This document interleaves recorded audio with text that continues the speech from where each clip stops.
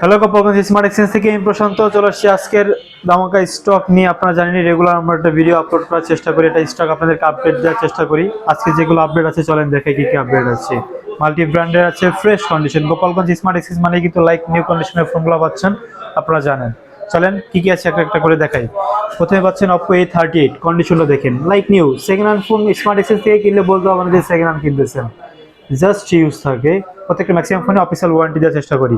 Oppo A38 4GB 128GB best and reasonable প্রাইসের মধ্যে থাকবে।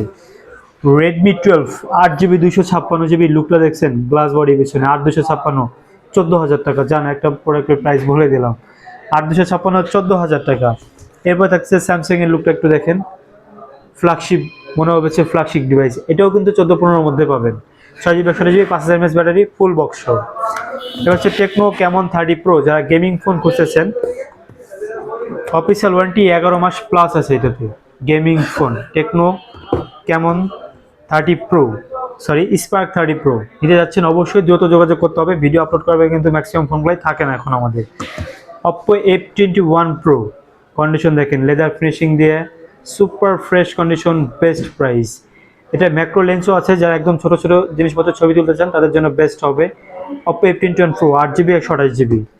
Redmi Note 12 12-13,000 টাকার মধ্যে, Xiaomi কোম্পানির ফ্রেশ কন্ডিশনের full box Note 12 664, best price.